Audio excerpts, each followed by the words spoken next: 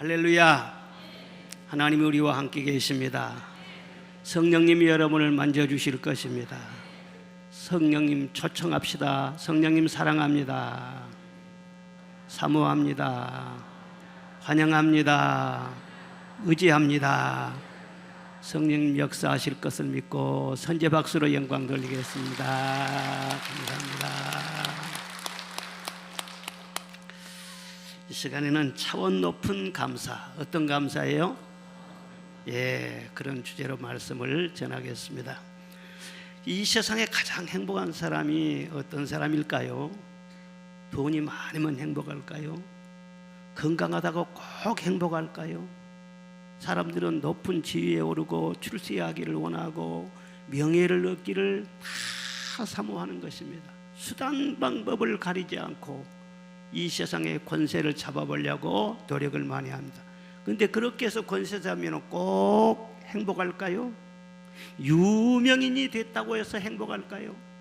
우리가 다 주변에서 보지 않습니까? 꼭 그렇게 얻었다고 해서 높이 올랐다고 해서 행복한 것은 아니더라는 거예요.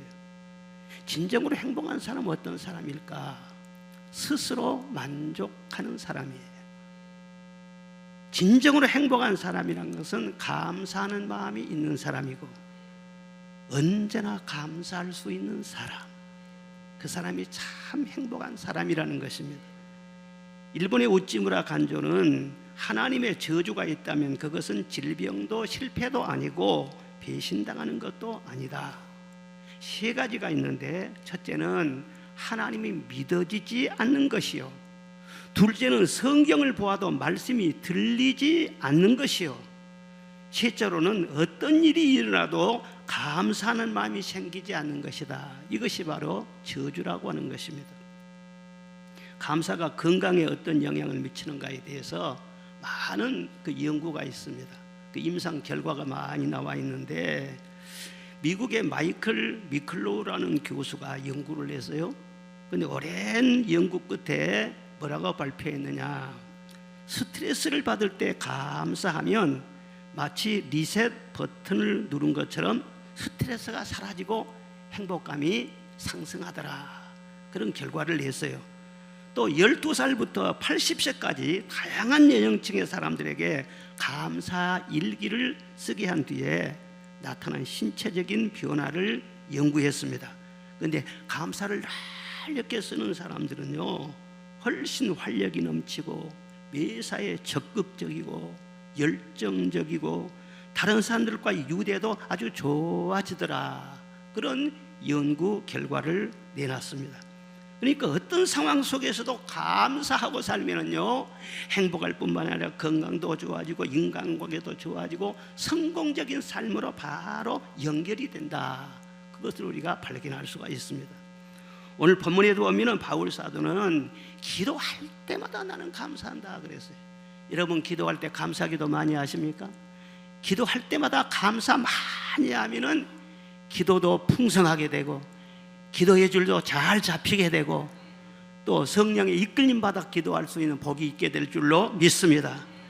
그런데 무엇 때문에 감사했냐 그러면은 이 골로새 교회를 바울 사도가 세우고 목회를 했던 그런 교회인데, 이 옥중에 갇혀 있으면서도요, 그 교회만 생각하면은 참 나는 너무너무 감사한다. 그렇게 말씀을 하신 거예요. 참 목회자는 오로지 교회 잘 되는 것이잖아요. 오로지 성도들이 잘 되는 그것이 아주 소원이에요. 그런데 성도들 한 사람 한 사람 생각할 때마다 감사하다, 감사하다. 그리고 감사가 나온다니까는 얼마나 좀 행복한 목회자인지 몰라요. 그런데 그 교회에 무슨 기적이 많이 일어났나? 그 교회에 많은 사람이 몰려 들어와 가지고 막 교회가 붕대고 교회 건축을 막 크게 하고 그런 역사가 일어났는가? 그런 것은 아니에요 또. 그런데 바울 사도가 영의 눈으로 보면서 정말 새로운 차원, 다른 차원의 바울 사도가 볼 때 너무너무 귀한 보화가 있는 거예요. 그 보화가 발견되는 거예요. 그래, 그것 때문에 나는 기도할 때마다 감사한다. 첫째로는 뭐냐 그러면요, 너희 믿음을 인하여. 무엇을 인하여? 믿음을 인하여. 4절에 보니까 이는 그리스도 예수 안에 너희 믿음과 그런 말씀이 있습니다. 아니 골로새 교회 성도들의 마음속에 말이죠, 믿음이 아주 순수하고 아름답게 싹이 트고 자라나고 열매를 맺고 그것이 보였다는 거예요. 그걸 보면서요 너무너무 감사했어요. 목회자로서 가장 큰 기쁨이 뭐겠어요? 성도들의 믿음이 잘 자라는 것이죠. 전혀 예수님 모르는 그런 새신자가 들어와서 하나님의 말씀 듣고 믿음이 쏙쏙 들어가서요 아멘 아멘 하고 하나님을 아버지라고 부르고 찬송할 때 기쁨이 막 넘치게 되고 그러면은요, 아니 은혜는 자기가 받지만은요 그걸 보는 목회자가 너무 보람을 느끼고 행복한 거예요. 그런데 사실 목회를 하다 보면은 믿음이라는 것은 참 신비해요. 어떤 사람은 참 믿음이 안 들어가. 예, 그렇게 말씀 듣고 그렇게 기도하면서도 인격적으로 하나님과 제대로 만나야 되는데 그 많은 날 설교를 들으면서도 항상 보면은 무리의 기름처럼 하나님의 귀한 사랑을 느끼지를 못해. 그걸 보면 참 안타깝죠. 교회 다니면서도 예수 안에 믿음을 가져야 되는데 꼭 예수 밖에 세상 것을 자꾸 의지하고 쫓아다니는 그런 걸 보면은요 너무 안타까운 거예요. 그런데 어쩌다 교회에 한번 나왔는데 설교 말씀을 듣다가 말이죠 아주 귀한 믿음을 가진 그런 사람들도 볼 수가 있어요. 그래서 믿음이라는 것은 참 모든 사람의 것이 아니고 하나님의 선물이다. 하나님이 주셔야 받을 수가 있다. 그렇게 성경은 말씀하고 있는 것입니다. 창세기 1장의 말씀을 보면, 에베소 1장 말씀 보면은 그 창세 전에 그리스도 예수 안에서 우리를 택하사 그랬어요. 우리 어떻게 했다고요? 택하사 우리로 사랑 안에서 그 앞에 거룩하고 흠이 없게 하시려고 그 기쁘신 뜻대로 따라갑시다. 우리를 예정하사 예수 그리스도로 말미암아 자기의 아들들이 되게 하셨으니 그랬어요. 창세 전부터 우리를 택했다는 거예요. 하나님의 자녀로 말이죠, 내가 태어나기 전부터 예정을 딱 해놨다, 점을 딱 찍어놨다는 거예요. 얼마나 신비로운 일입니까? 그래서 때가 딱 되면은요 예수님을 다 영접할 수 있도록 마음의 문을 열어주신 거예요. 그러니까 우리가 믿음을 갖고 구원을 받는다는 것은 전적인 하나님의 은혜요 성령의 역사로만 이루어지는 거예요.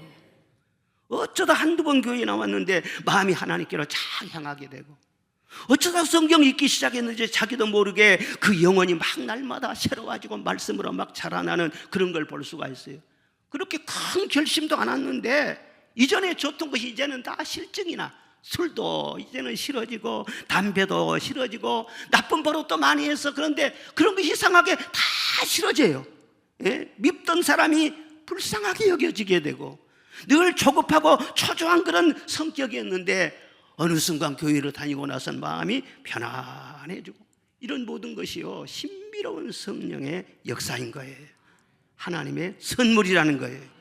이런 믿음이 쏙쏙 들어가서 볼 때 어찌 감사하지 않을 수가 있겠습니까? 저는요 누가 가장 큰 감사는 무엇입니까? 그렇게 물어본다면요 100번 1000번을 물어도 똑같은 대답할 것입니다. 나 같은 죄인을 구원해 주신 하나님의 은혜. 이거 생각하면요 너무너무 신비롭고 자다가도 깜짝 놀라요. 어제 저녁에는요 잠을 자다가요 깼어요. 깼는데 그 순간에 나도 모르게 감사가 나왔어요. 하나님, 내 생명을 지켜주신 것 감사, 나 같은 죄인을 구원해 주셔서 감사합니다. 그러고 다시 잠잤다니까요. 귀엽지요? 부럽지요? 예, 다른 어떤 세상의 부활을 가는 것보다 나 같은 죄인, 왜 내게 성령 주셔서 내 마음을 감동해 주 예수 믿게 하는지 난 알 수 없도다. 진짜로 알 수가 없어요. 왜 나 같은 죄인을요? 예? 성령으로 감동하셔서 주 예수님을 믿게 했는데 참 알 수가 없어. 그런데 믿고 난 다음에 진짜 확실한 것 하나 있어요. 그게 뭐냐 하면 내가 믿고 또 의지하면 내 모든 형편 잘 아시는 주님, 늘 돌보아 주실 것을 나는 확실히 아네. 할렐루야. 성령으로 감동해서 나를 자녀로 삼아주셨으면 그 자녀의 삶 그 이후의 모든 것은요 늘 돌봐주신다는, 절대 너를 버리지 아니하시고 떠나지 아니하시고 평가치지도 않으시고, 그것은 확실하다는 거예요. 지금까지 수십 년 동안 그게 증명된 거 아니겠어요? 믿음은 내 의지로, 내 실력으로, 어떤 내가 공부해서 그렇게 되는 것이 아니라 하나님이 믿게 해 주셔야 믿을 수 있어요. 그래 하나님의 선물이 얼마나 감사한지. 사실 중요한 것이 세상에 많아요. 좋은 것도 많고. 그런데 믿음보다 더 귀한 것이 없어요. 금보다 귀한 믿음이라고 했잖아요. 돈이 중요하고 건강도 좋지만은요, 그보다 더 중요한 것이 믿음이라는 거예요. 다 있어도 믿음을 잃어버리면요, 그 가진 거요 좋은지도 몰라요. 그리고 언젠가는 다 잃어버리게 돼요.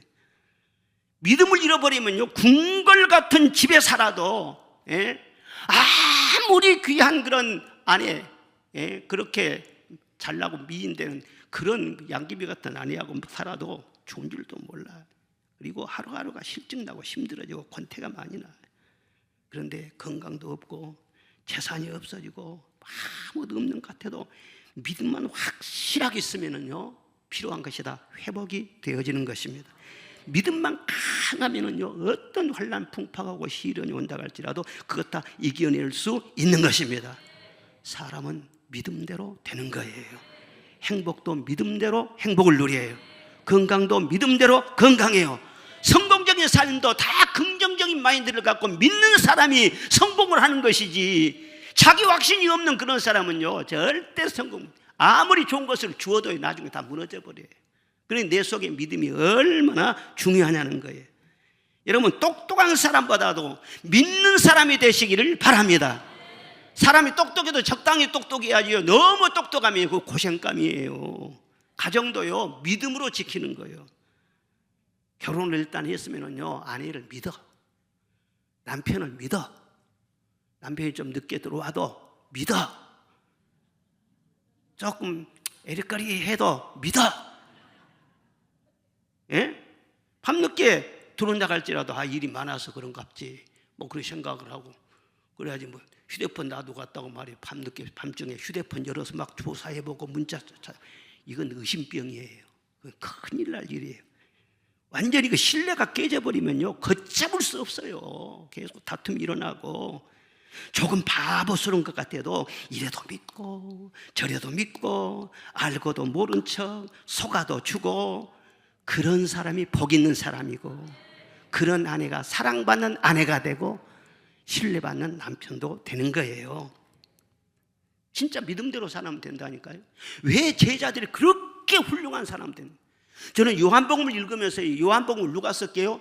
요한 사도가 썼어요. 야, 어떻게 사람이 이런 복음을 쓸 수 있을까? 보면은 탐복이 나오잖아요. 그런데 어떻게 해서 사도 요한이 그런 위대한 사도가 됐냐면 예수님의 믿음 때문에 된 겁니다. 원래부터 이 요한 사도가 똑똑한 사람 아니에요. 늘 더럽고, 그러니까 발을 씻어줬잖아요. 그러면서 서로 다투고 늘 말한다는 것이 믿음 없는 소리나 하고 막 억지도 부리고, 예수님을 배반하고 그냥 헛소리 빵빵하고 막 그런 사람들. 결국은 예수님 다 떠나간 사람들. 그런데 예수님께서 다시 찾아가서 만나주시고, 너희들은 성령 받아라. 성령 받으면 훌륭한 사람이 될 것이다. 나를 끝까지 따라오는 사람이 될 것이다. 앞으로 너는 이런 세상을 움직이는 사람들이 될 것이다. 예수님께서 말씀을 해주신 거예요. 그 예수님의 말씀대로 다 됐지 않습니까? 여러분 자녀들에 대해서도요, 수능시험 앞두고 있고 그러는데 너무 점수에 예민하고 그러지 마세요. 믿는 대로 되는 것입니다. 하나님은 은혜 주시는 대로 되는 것입니다. 자녀가 되는 것도 두고 봐야 돼요. 지금 당장은 몰라요. 두고 봐야 되는 거예요. 믿음이 함께하면 계속 하나님께서 이끌어 주시는데 왜 아멘도 안 하니? 그래도 점수가 잘 나와야겠죠. 나도 이번에 우리 손녀가 또 수능 보는데 일단 나도 점수가 많이 나오면 좋지. 그런데 내가 뭐라고 문자 보내줬냐? 너는 걱정하지 말아라. 점수에 상관없이 너는 복받고 잘 살 것이다. 아멘이죠? 왜? 하나님 은혜가 함께하면 점수에 상관없죠. 모든 거 뛰어넘죠. 예. 부모가 자녀들 때문에 막 걱정하고 막 두려워서 어쩌면 좋아, 어쩌면 좋아, 너 큰일 났다. 이렇게 되면 자녀들이요 더 불안해가고 더 어려워져요. 전쟁터에서 팔 하나를 잃어버리고 병원에 심란하게 누워있는 아들이 있었어요. 그 어머니가 찾아가서 이제 간호를 하면서 얼마나 그 어머니 마음이 아프겠어요. 아들이 그러니까. 예. 그래 믿음이 있어가지고요 성경을 읽어줬어요. 그러니까 어머니가 성경을 들고 있는데 갑자기 그 아들이 말이죠 오른손으로 다 그걸 빼앗으면서요 다 필요 없어요. 하나님이 정말이었다면 날 이렇게 버려둘 수 있겠어요? 막 그러니까 땡깡을 막 부린 거예요. 그래서 어머니가 뭐라냐면 아들의 오른손을 딱 잡으면서 네게는 아직 오른손이 남아있지 않니? 하나님은 내 왼팔을 가져가신 것이 아니라 오른팔을 남겨주신 것이란다. 이 엄마는 그것만으로도 하나님께 감사하고 있단다. 하나님이 내 오른손을 잡아주시면 그 한 손을 가지고도 너는 훌륭한 사람이 될 수 있어. 그렇게 위로를 해주었어요. 근데 그 후로 아들은요 한쪽 팔을 가지고 열심히 공부해서 훌륭한 학자가 되었다고 하는 것입니다. 그렇죠. 그 어머니의 믿음대로 아들이 된 것이죠. 자녀는 부모님의 믿음대로 된다는 것을 여러분 아시기를 바랍니다. 내가 기도하고 있는데 하나님이 나와 함께 하시는데 팔 다 있고 건강하면 좋지만은 설령 그렇지 않는다 할지라도 하나님이 약한 자를 강하게 하시고 미련한 자를 들어서 지혜로운 자를 부끄럽게 하시고 그런 하나님이 너와 함께 하시면 너는 능치 못할 것이 없을 것이니라. 이게 믿음이 너무너무 귀한 거예요. 하나님의 자녀된 것을 믿고 하나님의 아버지가 되신 것을 믿으면은요 나의 인생의 미래를 믿게 되고요 다 믿음으로 긍정적으로 살 수 있게 돼요. 그러니 바울 사도가 생각할 때 너무너무 고맙죠. 그게 감사한 거예요. 둘째는 뭐냐면은 너희 사랑을 인하여 감사한다 그렇게 말씀하세요. 4절 보니까 모든 성도에 대한 사랑을 들었으며 그랬어요. 믿음이 들어가면 반드시 사랑의 눈을 뜨게 되는 것입니다. 예, 하나님을 나의 아버지로 딱 모시게 되면은요 하나님께서 나를 얼마나 사랑하시는지 내가 하나님을 알기 전 과거에서부터 나를 사랑하셨어. 지금도 사랑하셨어. 그리고 앞으로도 영원히 사랑하실 것이요 깨달아지고 믿어지는 거예요. 그리고 우리가 믿음을 가졌다고 하는 것은 새로운 가족관계가 형성이 된 것을 의미하는 것입니다. 그렇죠? 하나님이 언제부터 나의 아버지였어요? 하나님 계시지도 몰랐는데 근데 믿는 그 순간부터 하나님은 나의 아버지가 되시잖아요. 그리고 우리 성도들은요 한 피바다 한 몸 이룬 형제와 자매들이 되는 것입니다. 그래서 예수님은 교회의 머리가 되시고 우리 성도들은 교회의 한 몸을 이루고 있어요. 그러니까 옆에 있는 모든 지체들이 말이죠 다 예수님의 지체들이야. 너무너무 예수님께 소중한 사람들이야. 그래서 한 형제된 그런 지체의식을 가지고요 사랑하게 돼요. 예? 그래서 너희 사랑을 인함이라 그렇게 말씀을 하고 있는 것입니다. 예수님이 내 이웃을 내 몸처럼 사랑하라 말씀했는데 물론 다 사랑해야 되죠. 그러나 그 사랑이란 것은요 만인 사랑이나 사회 동포주의 사랑이나 휴머니즘의 차원을 말하는 것이 아닌 것입니다. 다른 종교에도 자선도 베풀고 자비도 강조하고 다 그런 종교가 있어요. 이슬람은요 라마단 기간이 지나면 집 앞에 구운 떡을 넓은 떡을 내놓습니다. 그래서 누구든지 와서 그걸 먹게 해요. 구제를 힘써서 하는 거예요. 또 불교에서는요 자비와 적선을 열심히 가르쳐요. 또 NGO 단체들도요 사랑하고 구제하고 불쌍한 사람 도와주는 그런 단체들이 많이 있습니다. 물론 건강한 사회를 위해서는 그런 활동도 필요하죠. 그런데 성경에서 분명히 말씀한 것은 꼭 그런 차원의 사랑만이 아니라는 거예요. 한 몸 이룬 형제에 대한 주 안에서의 사랑이에요. 한 몸을 이룬 형제와 자매들에 대한 사랑을 말하는 거예요. 고린도서 12장 26절 27절 보겠습니다. 시작. 만일 한 지체가 고통을 받으면 모든 지체도 함께 고통을 받고 한 지체가 영광을 얻으면 모든 지체도 함께 즐거워하나니 그리스도의 몸이요 지체의 각 부분이라. 아멘. 그렇죠? 우리 교회는 주님의 몸입니다. 그리고 여러분 한 분 한 분은요 다 눈과 귀와 코와 뭐가 손과 발과 속에 안 보이는 그런 기관 모든 거 다 이렇게 구성이 돼서 한 몸을 이루는 것처럼요 우리 모든 성도들이 이 몸된 교회를 이루고 있는 거예요. 그리고 머리는 바로 예수님이세요. 여러분 한 사람 한 사람을 전부 다 예수님께서 관리하고 있는 거예요. 그러니까 교회가 사랑이 점점 성숙해지면은요, 성령이 충만하면은요, 지체에 대한 감각이 살아나는 거예요.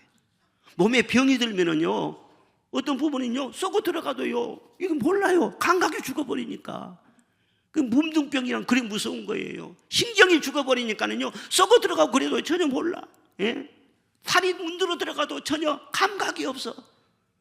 그렇게 되면 큰 병이 든 것이죠. 그런데 영적으로 성령 충만하고 살아날수록 감각이 살아나는 거예요.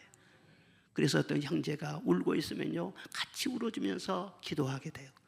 형제에게 좋은 일이 있으면요 시기하고 질투하고 그게 아니라요 내 일처럼 너무너무 좋아하면서 축하해주고 기뻐해주고, 그것이 바로 이 그리스도 안에서의 진정한 사랑이라는 거예요. 그러니까 목회자인 사도 바울 입장에서는 그보다 더 감사한 것이 없죠. 다 목회적인 차원에서 바울 사도가 돌봐줘야 되는데, 목사님이 지금 감옥에 갇혀 있는데도 성도들이 서로 기도해주고 앞에서 끌어주고 뒤에서 막 밀어주고 서로 격려하면서 함께 천국 가는 그 길의 그 모습을 보면서 말이죠, 너무나 마음속에 흐뭇한 거예요. 우리 주님의 마음이 그런 마음입니다. 마태복음 25장의 말씀 보면 앞으로 천국 가서 되어질 일이 쫙 나와 있어요. 인자가 자기 영광으로 모든 천사와 함께 올 때에 자기 영광의 보좌에 앉아서 모든 민족을 그 앞에 모으고, 양은 그 오른편에 염소는 왼편에 두리라. 그때 임금이 그 오른편에 있는 자들에게 이르시되, 내 아버지께 복받은 자들이여 나와 창세로부터 너희를 위하여 예비된 나라를 상속받으라. 그 다음 말하겠어요? 내가 줄일 때 너희가 먹을 것을 주었고, 목마를 때 마시게 하였고, 나그네 되었을 때 영접하였고, 헐벗었을 때 옷을 입혔고, 병들었을 때 돌보았고, 옥에 갇혔을 때 와서 보았느니라. 이에 의인들이 대답하여 이르되, 주여 우리가 어느 때에 주님을 그렇게 대접하였나이까? 언제 그렇게 대접한 일이 있습니까? 그런 것이 기억이 나지 않습니다. 그때 25장 40절 시작. 내가 진실로 너희에게 이르노니 너희가 여기 내 형제 중에 지극히 작은 자 하나에게 한 것이 곧 내게 한 것이니라. 아멘. 여기 내 형제 중에서 지극히 작은 자에게 하는 것이 나에게 하는 것이다. 그러니까 지극히 작은 자 속에 주님이 계신다는 거예요. 영의 눈이 열리면은요 형제의 모습 속에서 주님을 보게 돼요. 영의 눈이 열린다고 막 귀신을 보고 막 천사를 보고 말이죠, 속에 있는 죄를 보면서 이렇게 하는 것이 아니라는 거예요. 그건 성경적인 것이 아니에요. 형제의 모습 속에서 주님을 보는 거예요. 자매의 모습 속에서 주님의 형상을 볼 수 있는 거예요. 그래서 어려우면 어려운 대로 같이 힘들어하면서 막 기도해 주고요, 그리고 축복해 주고요, 칭찬도 해 주고요, 도와주려고 하고요. 그 영적인 차원에서 그래요. 내가 선을 행하면서 내가 매너 있는 사람이 되기 위해서가 아니라 바로 주님의 몸이기 때문에 성령이 내 마음속에 그런 사랑을 느끼게 하시고 기도하게 하시고 그렇게 하시기 때문에 그런 사랑으로 하신 거예요. 그러니 영의 눈이 열리면 형제의 모습 속에서 주님 본다니까 어떻게 절대로 함부로 할 수 없죠. 저는 그래서 지금까지 제가 뭐 실수했는지는 모르지만요, 제 기억 속에는요 우리 교회에 나온 성도들 중에서 아무리 몸이 약한다든가 사회적으로 뭐 참 어렵게 된다든가 뭐 어떤 사람일지라도 함부로 멸시하고 무시해 본 적은 없습니다. 제 밑에서 나를 도와주는 그런 직원들까지도요 진짜로 존중해요. 저는 우리 집에는요 평신도가 한 사람이 있어요. 그런데 그 평신도한테도 말이죠, 어이구 내가 딱 존댓말을 씁니다. 아이고 권사님 안녕하셨습니까? 다 그렇게 해요. 그리고 일단 그렇게 해놓고 그 다음에 말이 편하게 나오면은 뭐 시부렁시부렁 하더라도 하여튼 일단 하여튼 왜 내 딸이고 내 아들이기 전에 하나님의 귀한 딸이기 때문에 지체이기 때문에 그래서 늘 칭찬하고 존중하는 것이죠. 교회란 하나님 아버지를 모시고 형제 자매를 사랑하면서 위에서 기도해 준 거룩한 그리스도의 몸, 이 몸된 공동체라는 것을 여러분 믿으시기를 바랍니다. 이런 지체의식이 우리 교회에 늘 살아나기를 바랍니다. 하나님은요 삼위일체로 존재하세요. 성부와 성자와 성령 삼위일체로 존재하세요. 이와 같이 우리 교회, 우리의 신앙은 무엇으로 존재하느냐? 하나님과 나 1대1로 관계 속에만 존재한 것이 아니라 삼위일체로 존재해요. 하나님과 나, 형제 삼위일체로 존재하는 것이 신앙이란 말이에요. 여러분의 신앙이 건강하고 성숙되어서 여러분이 돌봐주고 기도해주고 축복해주는 그런 하나님의 지체들이 늘 많아지시기를 주의 이름으로 축원합니다. 마지막 세 번째로는 소망으로 말미암아 그랬어요. 5절에 보니까 하늘에 쌓아둔 소망으로 말미암아 감사한다 그랬어요. 여러분 소망이 또 얼마나 중요합니까? 오늘의 형편이 어떠하든지 내일의 소망만 확실하면요 확실하게 즐겁게 살 수 있고 믿음으로 이렇게 당당하게 살 수가 있어요. 아무리 현실이 어렵고 힘들어도 내일의 밝은 소망이 있다 그럼 걱정하지 않습니다. 그러지만은 내일의 소망이 확실치 않아요. 미래가 불투명해요. 그러면은 벌써 그냥 마음에 그냥 걱정과 불안과 막 염려와 막 이것이 막 밀려 드는 거예요. 우리 인생은 나그네 인생이요 행인 같다고 성경은 말씀을 하고 있습니다. 이 유행가에도 보면은요 그런 내용들이 많이 나와요. 그 전에 최희준 씨가 하숙생 노래를 불렀는데 참 구수하지 않습니까? 인생은 나그네 길 어디서 왔다가 어떻게 그렇게 노래를 잘 부르는지 모르겠어요. 어디로 왔다가 어디로 가는가 구름이 흘러가듯이 강물이 흘러가듯이 정처 없이 소리 없이 흘러서 가버린다. 빈손으로 왔다가 빈손으로 가버린다. 그러니까 정일랑 두지 말가 미련일랑 두지 말자. 참 그 공감이 되는 그런 노래예요. 그런데 그리스도인들은 하숙생 그런 노래만 부르고 있으면 안 돼요. 노래도 거듭나야 돼. 우리는 인생은 나그네죠. 그러나 나그네보다 조금 다른 순례자예요. 우리는 확실하게 목표를 정해놓고 목표를 향해서 하루하루 나아가는 순례자이지 정처 없이 떠드는 나그네 행인이 아니란 말이야. 그러니까 순례자의 노래를 불러야지. 저 멀리 배는 나의 시온성 거룩한 곳 아버지 집 내 사모하는 집에 가고자 한밤을 새웠네. 우리는 확실히 순례자입니다. 본향을 찾아가는 사람들인 것입니다. 아버지께서 이스라엘 백성을 애굽에서 인도해 내셨어요. 그들을 위해서 애굽이 아니라 약속의 땅을 다 예비해 놓고 그 가나안 땅으로 들여보내기 위해서 거기에서 하나님 잘 섬기고 영원히 살게 하기 위해서 그들을 불러내신 것입니다. 그런데 중간에 광야를 통과해야 돼요. 그런데 광야를 통과하면서 늘 하나님이 말씀하셨어요. 너희들은 이곳에서 농사도 하지 말아라. 여기는 너희가 정착할 곳이 아니야. 너희가 갈 곳은 저 가나안 땅이다. 최종 목적지에 초점을 맞추고 하루하루 광야에서 살아야 된다. 지나가는 광야에 너무 마음 두지 말라는 거예요. 세상 일이 너무 뭐가 잘 됐더니 뭐 못 됐다느니 뭐 흥했다느니 망했다느니 다 그건 지나가는 것이다. 너무 따지지 말고 너무 연연하지 말고 가나안 땅을 바라보면서 너는 살아라 하는 것을 누누이 하나님께서 말씀을 하셨어요. 그렇죠? 광야는요 지나가는 것이에요. 이 세상 지금 우리는 광야 인생을 지금 살아가고 있는 것입니다. 다 지나가는 것입니다. 항상 그대로가 아니지 않습니까? 집도 다 지나가요. 좀 크나 작으나 하룻밤 여간밤 같은 것이에요. 다 지나가는 것이에요. 건강도 지나가요. 기억력도 지나가요. 지식도 지나가요. 고집도 욕심도 다 꺾일 때가 와요. 세상 감투나 명예나 영광 이런 모든 것도 화려한 옷을 입고 피카피카고 다닌 것 같아도요 다 그것도 지나가는 것이. 나이 들면은요 아이고 꼭 아는 사람 이름도 안 떠올라. 전화번호도 생각도 안 나. 그전에는 잘 생각났는데 영어 공부하는 사람이 그러더라고. 옛날에 그렇게 영어를 잘했는데 나이가 이제 80, 90이 돼버리니까는요 영어가 한마디도 생각이 안 난다는 거예요. 이승만 대통령도 그랬어요. 프란체스카 여사가 옆에서 통역을 해줬다는 거예요. 이승만 대통령이 40년 이상 동안 미국에서 한 영어로 얼마나 영어를 잘한 사람이에요.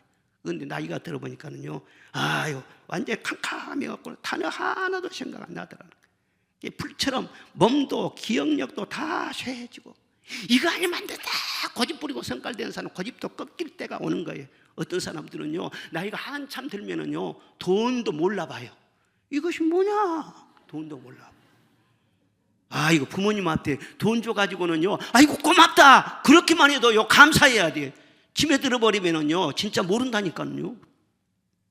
이렇게 이 세상의 모든 것은요 다 순간순간 지나가는 거예요. 그런데 우리는 그렇게 지나감으로 허무하게 끝나버린 것이 아니라 광야 끝에 요단강을 건너면 가나안 땅이 있듯이 순례자에게는 저 멀리 배는 시온성 아버지 집에 있는 거예요. 그러므로 지나가는 인생을 너무 아쉬워할 필요도 없고 세월이 갈수록 더 소망이 분명해지지 않습니까? 세상이 멀어지면 멀어질수록 천국은 더 가까워지지 않습니까? 그래서 그 소망을 늘 바라보면서 노래하면서 그렇게 살아가는 거예요. 이렇게 세상을 내 마음에서 늘 비우면서 천국을 소망하며 늘 살아가면은요 세상을 정복할 수 있는 차원 높은 지혜도 성령이 주시는 거예요. 그런데 세상 것만 붙들고 있으면은요 지혜가 먹통이 돼버려요. 꼭 한다는 것이요 악수를 두게 돼요. 그리고 무거운 인생의 짐, 날마다 근심하고 불안해하고 그런 짐도요 이상하게 천국만 바라보고 소망하면은요 가벼워져 버리는 거예요. 그리고 어떤 고난도 말이죠 이겨낼 수가 있어요. 그리고 이상하게 기쁨이 솟아나 짐이 가벼워지니까 기쁨으로 순례의 길을 갈 수 있는 것이죠. 이 골로새 교회 성도들 중에서요 이런 하늘에 쌓아둔 소망 이것이 늘 충만했다는 거예요. 우리나라 초대교회도 말이죠 오직 천국이었어요. 오직 7년 환란 지나가면 저 천국에서 영원히 주와 함께 살리라. 그때 신앙이 제일 좋았어요. 신앙으로 모든 것 다 이겼어요. 그런데 지금에 와서는요 나라가 너무나도 좋아지고 막 고속도로가 깔리고 막 사는 것이 너무 편리해지고 너무너무 빛과 번쩍하고 그러니까는 이 세상이 천국인 줄 알고 말이죠 예수 믿는 것은 수단이고 세상에다만 마음을 둬버려요. 그러니까 세상에 완전히 잠기게 되고 세상 근심 걱정에 많이 눌리게 됩니다. 우리는 절대로 그러면 안 된다는 거예요. 아무리 세상이 좋고 좋아도 좋은 세상 주신 하나님께 감사하면서 더욱더 찬란하게 천국을 바라보시기를 바랍니다. 하늘나라를 소망하시기를 바랍니다. 그래야만이 세상도 이길 수가 있단 말이에요. 그래야만이 성령도 충만하고 원수마귀가 꼼짝 못하고 환난 풍파도 다 이겨낼 수가 있단 말이에요. 여러분이 어디다 마음 두느냐 그게 굉장히 중요한 거예요. 영국의 존 버년이라는 분 여러분 많이 들어보셨죠? 그분은 14살 때 총교도 혁명의 영향으로 공부를 하지 못해가지고 아버지가 땜장이었는데 자기도 그냥 땜장 일을 배워가지고 그때부터 땜장 일을 했었어요. 그러면서도 늘 그는요 믿음이 있어가지고 성경을 보면서 믿음 지키면서 그렇게 열심으로 일을 했다는 거예요. 그런데 늦게 결혼도 했어요. 근데 결혼을 해가지고는요 애를 낳는데 옛날에는요 하나님의 축복이라고 막 주신 대로 낳잖아요. 그래 애들을 여러 명 낳았어요. 그런데 전염병이 덮쳤어요. 이거 코로나 같은 전염병 더 덮치면은요 장사가 없잖아요. 그런데 옛날에는 뭐 방역이란 것이 전혀 없잖아요. 덮쳐버리니까는요 수많은 사람이 죽은 거예요. 자기 자녀를 또요 다 죽었어. 자기 아내도 죽었어. 딸 하나 남았는데요 그는 그 후유증으로 시력을 잃어버렸어요. 자기는 겨우 살아났어요. 그러니 원망을 하자면은요 끝없이 원망할 수 있지 않겠습니까? 그런데 그는요 전혀 원망하지 않습니다. 내게 생명 주신 것을 감사하고 믿음의 결국은 저 천국인 것을 확실히 깨닫고 더 성경 말씀을 연구하고 더 천국의 소망을 두고 깊이 기도하면서요 그는 공부를 했어요. 나중에 목회자가 됐어요. 그 설교를 하는데 어찌나 천국 가는 길에 대해서 설교를 선명하게 감동적으로 잘하는지요 많은 사람들이 구원을 받고 변화받는 역사가 막 일어났어요. 존 번연에 대한 소문이 점점 퍼지게 되었어요. 그 나중에 국왕이 시기를 해가지고는요 번연을 잡아들여가지고는 감옥에다 쳐넣어버린 거예요.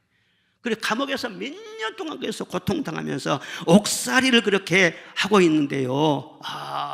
옥중에서 한 번은요 기도를 하는데 하나님의 음성이 들렸다는 거예요.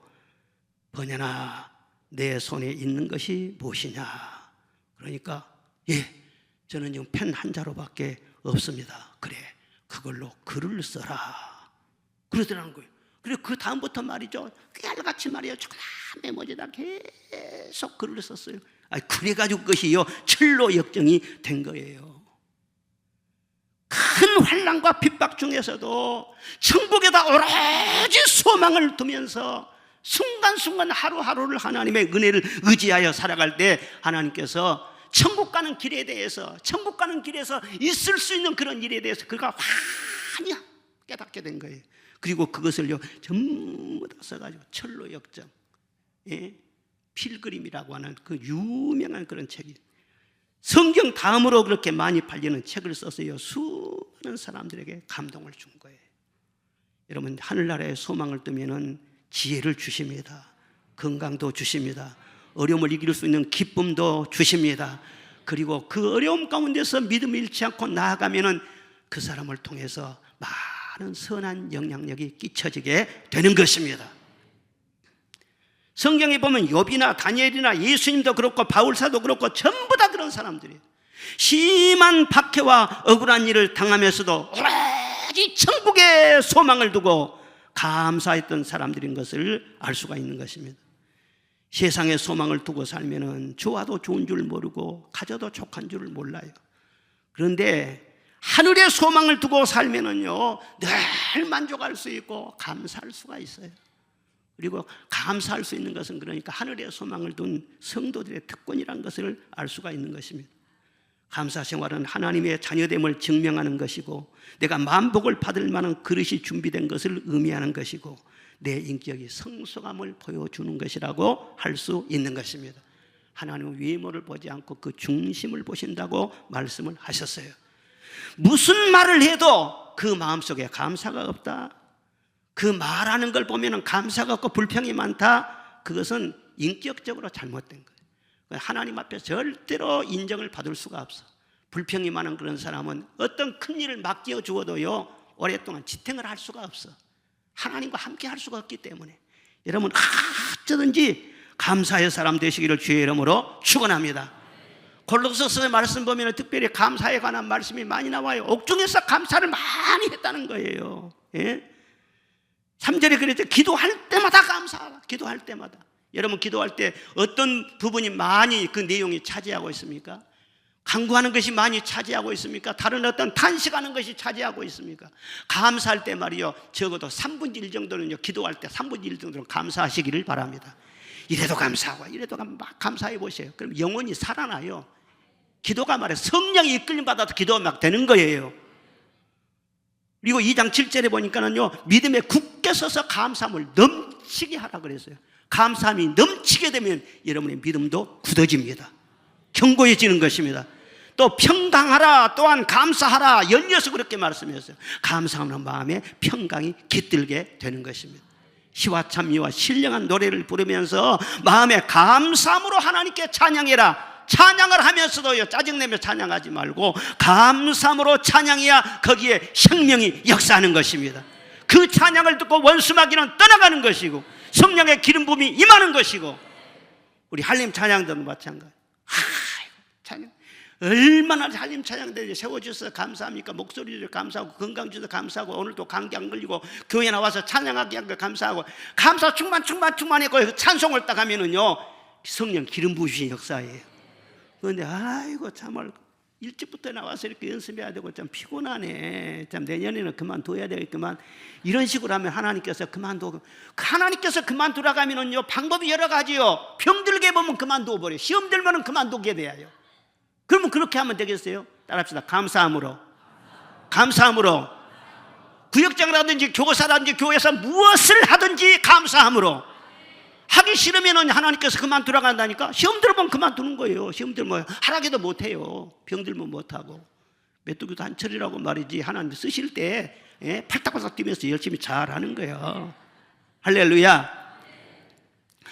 무엇을 하든지 말이나 일이나 다 주 예수의 이름을 힘입어 하고 하나님 아버지께 감사하라. 무엇을 하든지 그랬어요.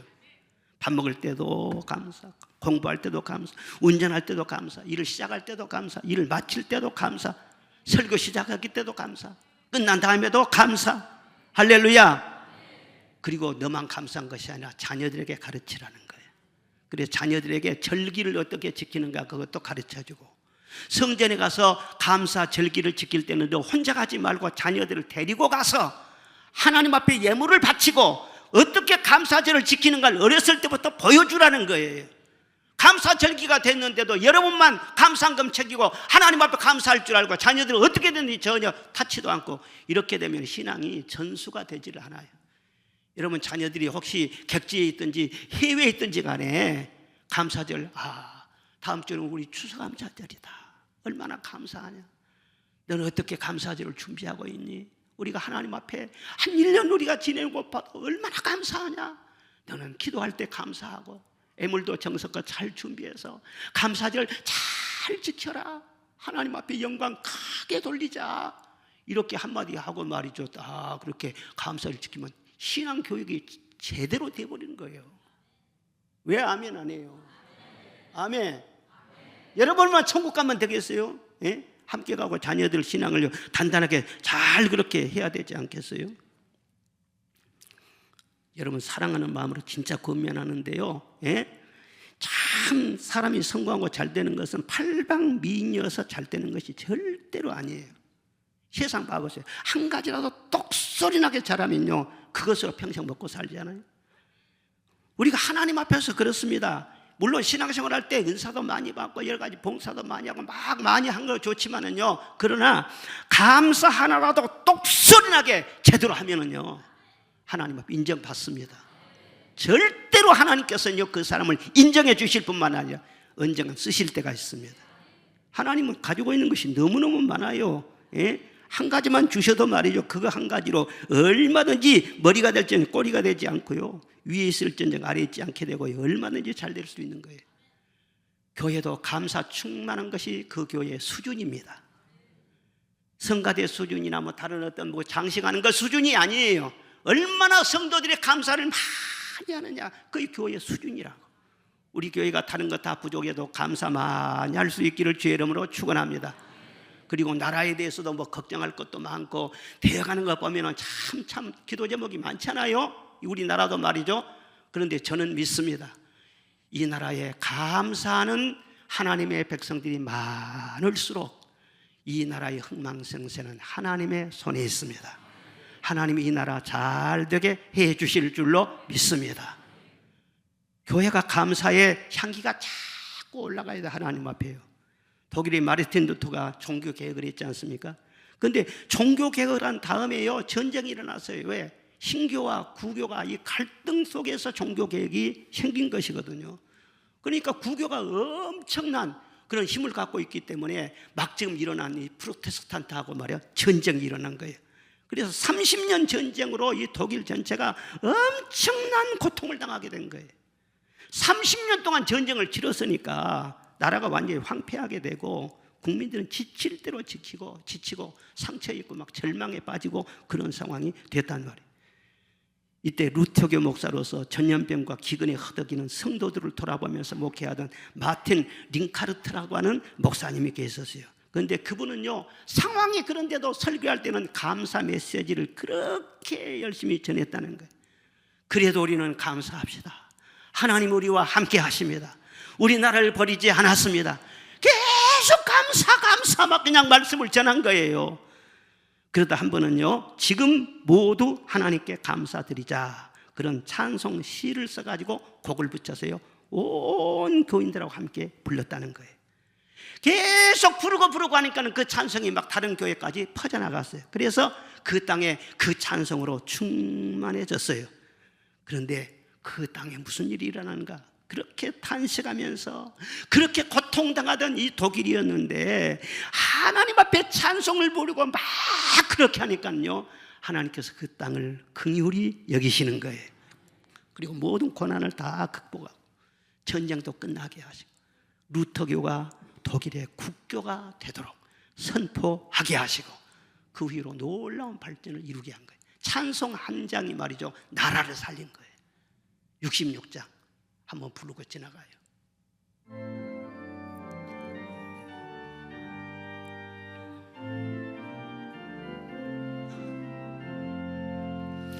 다 감사드리세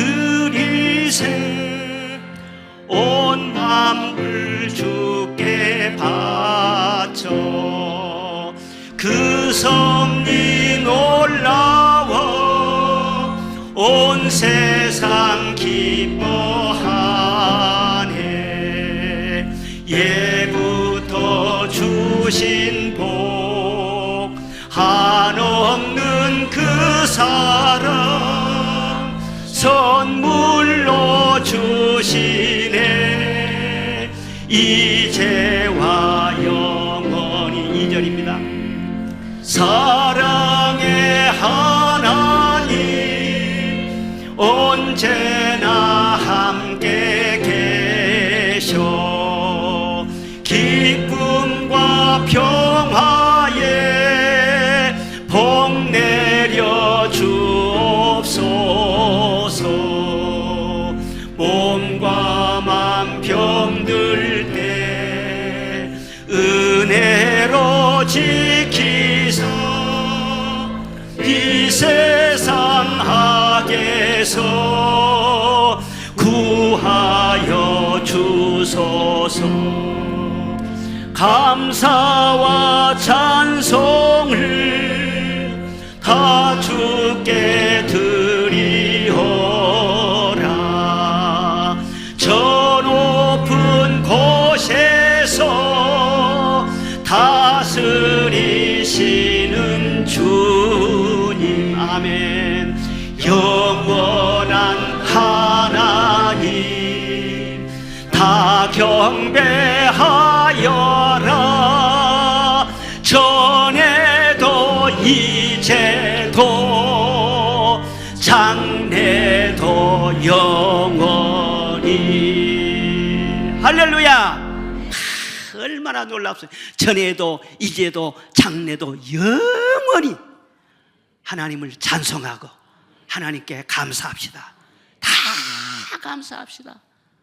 그리고 하나님이 독일을 구해 주신 거예요. 지난번에 우리가 참여했던 12.7.2 집회는요 진짜로 놀라운 기적의 집회 아닙니까? 그 시간을 보더라도요 참 2달 만에 그 집회를 다 준비. 이것은요 가능하지가 않아요. 1년 준비해도 그건 못합니다. 2달 만에 다 준비했단 말이에요. 그리고 장소도 말이에요 하루 전에 장소가 다 확정이 돼 있잖아요. 날씨도 말이죠 얼마나 하나님의 눈물 맛을 보라고 조금 비를 오게 하시고 그 다음에는 쫙 구름기둥으로 싹 덮어줘. 내가 구름기둥을 위해서 기도했다니까는요 다 덮어주시라고. 우리 성도를요 힘들지 않게 해달라고 하나님께서 다 그렇게 해주셔서 특별히 말이죠 진짜 기적 중의 기적이 무엇이냐, 100만 명이나 모이면은요 얼마나 소리가 큽니까? 얼마나 불평이 많이 나옵니까? 불평한 사람이 한 사람도 없었다는 거예요. 종이 한 장 쓰레기로 떨어진 것이 없었다는 거예요. 다 성들이 죽고 불미스러운 일이 하나도 일어나지 않고 세계 최고 시민 의식을 보여주는 집회였다. 전 세계가 그렇게 평가하고 있다는 거예요. 세계 어느 민족의 100만 명이 모여서 그 서울 그 한복판 광장에서 하나님을 찬양하고 감사하는 나라가 있냐 그 말이에요. 우리 하나님께서 우리나라 절대 버리지 않습니다. 걱정하는 것이 많습니다. 위태위태합니다. 그러나 하나님이 붙잡고 계십니다. 이 나라 쓰실 줄로 믿습니다. 우리가 하늘을 두루마리 삼고 바다를 먹물로 삼아도 다 기록할 수 없는 어마어마한 하나님의 사랑과 은혜 속에서 살고 있지 않습니까? 우리가 할 것은 뭐냐? 보답할 길은 감사밖에는 없어요. 우리를 향하신 하나님의 뜻이 바로 그거라겠어요. 다른 거 하나도 날 원치 않는다. 감사히 나는 감사하고 살아라. 은혜가 메마르지 아니할 것이니라. 어떤 성도가 믿음이 있는 성도고 수준 있는 성도입니까? 그러므로 감사하시기를 바랍니다. 그러므로 감사하세요. 복 받았으니 감사하란 말이야. 그저 감사하시기를 바랍니다. 어쨌든 감사하시기를 바랍니다. 그리고 한 차원 더 높이 그럼에도 불구하고 감사하세요. 어떤 힘들고 어려운 일이 있더라도 감사하세요. 그때 기적이 일어날 줄로 믿습니다. 이것이 수준 높은 성도의 삶인 거예요.